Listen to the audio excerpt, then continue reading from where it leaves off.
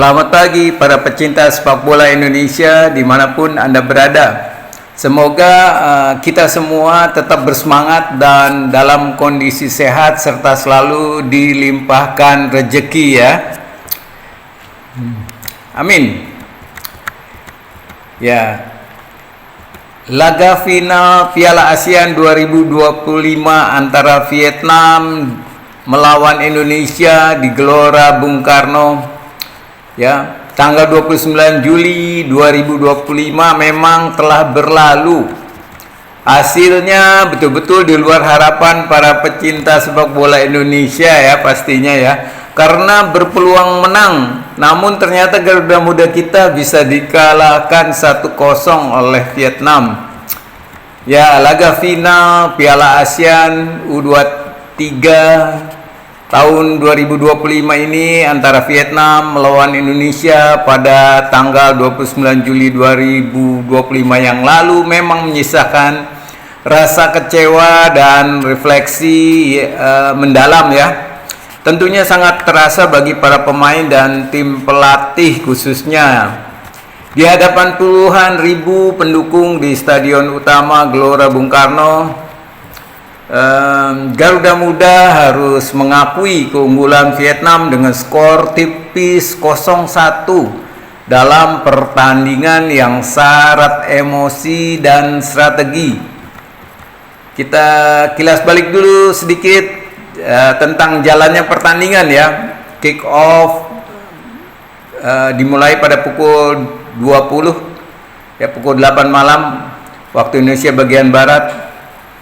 Atmosfer stadion sebetulnya sangat mendukung Garuda Muda Indonesia sebagai tuan rumah.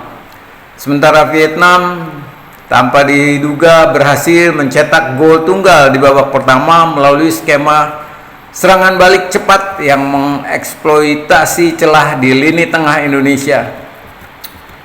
Ya, Indonesia kesulitan membongkar pertahanan Vietnam meski menguasai bola lebih banyak di babak kedua. Ya. Chin Shriven, top skor turnamen dengan 7 gol, tidak mampu menambah pundi-pundi golnya di laga final tersebut. Ya, faktor kekalahan disebabkan ya pertama tentunya karena adanya krisis gelandang. Absennya Arkan Fikri, walaupun Arkan Fikri tetap diturunkan ya di babak kedua. Absen Arkan Fikri dan Tony Firmansyah membuat lini tengah Indonesia kurang kreatif dan stabil ya. Itu faktanya. Dan yang kedua tentunya tekanan mental meski bermain di kandang sendiri ya, Garuda Muda ternyata sepertinya mendapat tekanan ekspektasi tinggi tampaknya dan mempengaruhi ketenangan pemain di momen krusial. Ya, khususnya ketika dalam penyerangan banyak sekali tendangan yang justru tidak masuk ke arah gawang ya. Banyak yang terlalu ke pinggir, ke samping ataupun ke atas. Kalau tidak memudahkan penjaga gawang Vietnam. Yang ketiga tentunya kita harus akui ya, itu efektivitas Vietnam ya. Kita harus akui tim lawan tampil disiplin dan efisien. Kemudian mereka juga memanfaatkan satu peluang emas untuk mencetak gol dan itu berhasil kan. Nah, kita masuk ke dalam refleksi filosofis ya. Kekalahan ini bisa jadi momentum untuk merenung ya, bahwa perjalanan menuju kemenangan seringkali lebih membentuk karakter daripada kemenangan itu sendiri. Garuda Muda menunjukkan semangat juang luar biasa sepanjang turnamen, termasuk saat menyingkirkan Thailand lewat adu penalti dramatis yang juga menyerap ya tentunya stamina kedua tim di laga semifinal. Dan sepertinya itu juga berdampak pada performa Garuda Muda di laga final ya, ketika melawan Vietnam.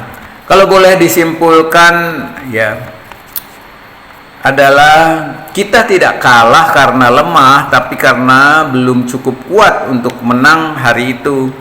Dan itu bukan akhir, melainkan awal dari pembentukan generasi yang tangguh di masa depan. Mari kita membicarakan Garuda Muda ke depan dan sekaligus mengajak teman-teman para pecinta sepak bola untuk keluar dari kekecewaan dan meraih masa depan Garuda Muda yang lebih baik. Ya, karena justru dari titik kecewaan seperti ini kita bisa membangun, menginspirasi, menyatukan dan memotivasi. Setuju ya teman-teman ya.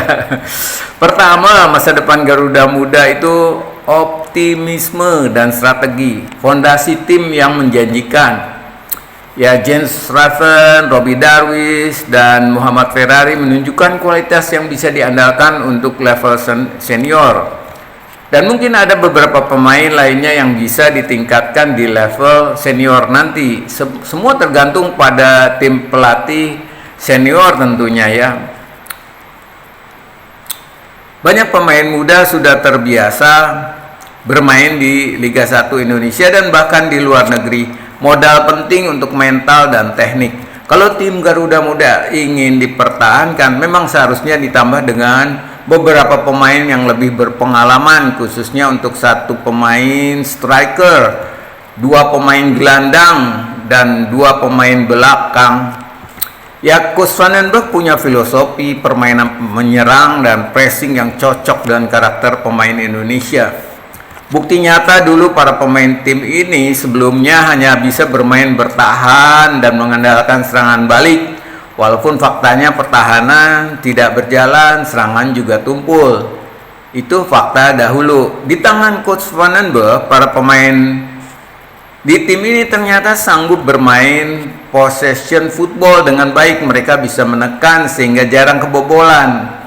Ya, karena bola lebih sering di kaki mereka. Walaupun bila menghadapi serangan balik ternyata masih butuh dikembangkan dalam pertahanannya. Ya. Perlu pembenahan pada yang pertama ya, pada yang pertama itu pada sisi lini tengah ya, lini tengah yang kreatif. Perlu regenerasi gelandang yang bisa mengatur tempo dan distribusi bola. Sekali lagi, bila tidak bisa ditingkatkan, sebaiknya segera ambil pemain baru yang dibutuhkan. Kedua, mentalitas juara. Latihan memang bukan hanya fisik dan taktik, tapi juga penguatan mental dan kepemimpinan.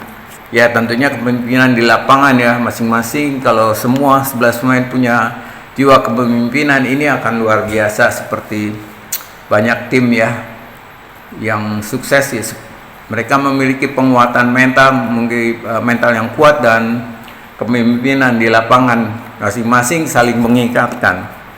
Ya, yang ketiga kemudian integrasi pemain U23 ke timnas senior.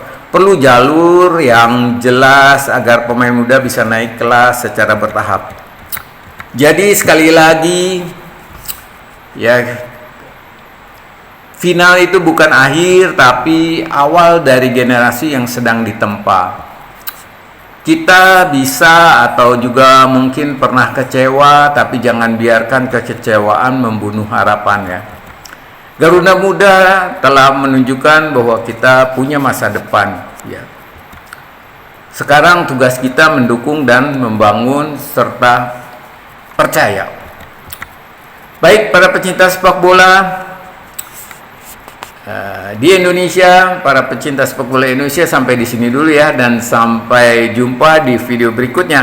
Tetap dukung para pemain Garuda Muda karena terbukti Garuda Muda telah menunjukkan bahwa kita punya masa depan.